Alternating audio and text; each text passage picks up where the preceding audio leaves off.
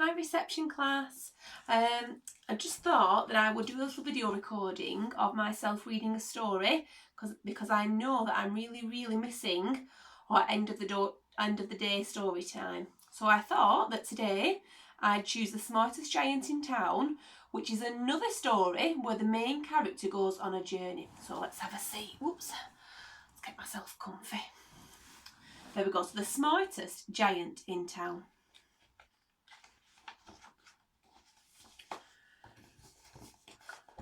George was a giant, the scruffiest giant in town. He always wore the same pair of old brown sandals and the same old patched up gown.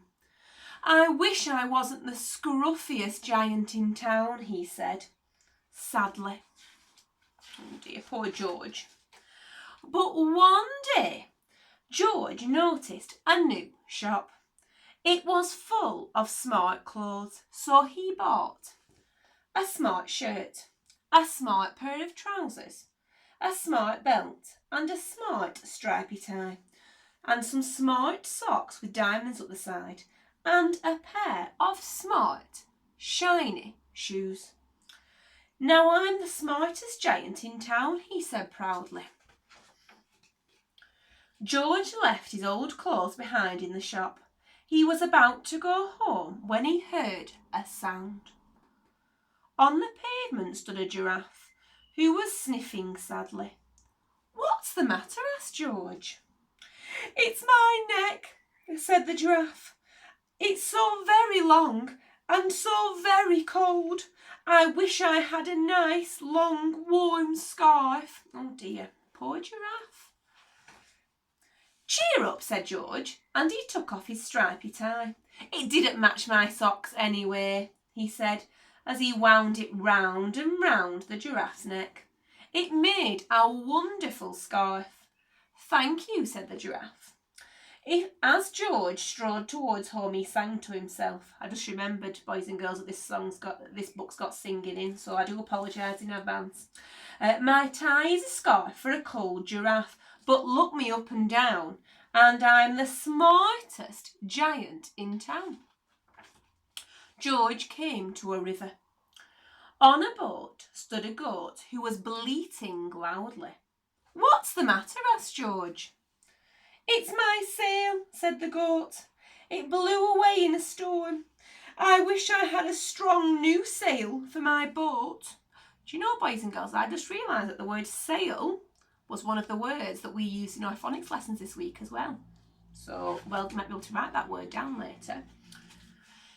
"Cheer up," said George, and he took off his new white shirt. It kept coming untucked anyway, he said, as he tied it to the mast of the goat's boat. It made a magnificent sail. "Thank you," said the goat. George strode on, singing to himself. "My tie is a scarf for a cold giraffe, my shirt's on a boat as a sail for a goat, but look me up and down, and I'm the smartest giant in town." George came to a tiny ruined house. Beside the house stood a white mouse with lots of baby mice. They were all squeaking, squeak, squeak, squeak, squeak, squeak. "What's the matter?" asked George. "It's our house," squeaked the mother mouse. "It burned down and now we have nowhere to live. I wish we had a nice new house." Oh dear. "Cheer up," said George, and he took off one of his shiny shoes. "It was giving me blisters anyway," he said, as the mouse and her baby scrambled inside. The shoe made a perfect home for them. "Thank you," they squeaked. George had to hop along the road now, but he didn't mind. As he hopped, he sang to himself. "My tie is a scarf for a cold giraffe, my shirt's on a boat as a sail for a goat, my shoe is a house for a little white mouse, but look me up and down, and I'm the smartest giant in town." George came to a campsite. Beside a tent stood a fox who was crying. "What's the matter?" asked George. "It's my sleeping bag," said the fox. "I dropped it in a puddle. I wish I had a warm, dry sleeping bag." Cheer up, said George, and he took off one of his socks with diamonds up the side. It was tickling my toes anyway, he said, as the fox snuggled into it. It made a very fine sleeping bag. Thank you, said the fox. They've got beautiful manners in this story, just like the children at St. Nicholas. George hopped on, singing to himself. My tie is a scarf for a cold giraffe. My shirt's on a boat as a sail for a goat. My shoe is a house for a little white mouse. One of my socks is a bed for a fox. But look me up and down, and I'm the smartest giant in town. George came to a big, squelchy bog. Beside the bog stood a dog who was howling. What's the matter? Asked George. It's this bog, said the dog. I need to get across, but I keep getting stuck in the mud. I wish there was a safe, dry path. Cheer up, said George, and he took off his smart new belt. It was squashing my tummy anyway, he said, as he laid it down over the bog. It made an excellent path. Thank you, said the dog. The wind started to blow, but George didn't mind. He hopped on, singing to himself. My tie is a scarf for a cold giraffe. My shirt's on a boat as a sail for a goat. My shoe is a house for a little white mouse. One of my socks is a bed for a fox. But my belt helped a dog who was crossing a bog. But, can we remember what happens next? Let's see. Oh no!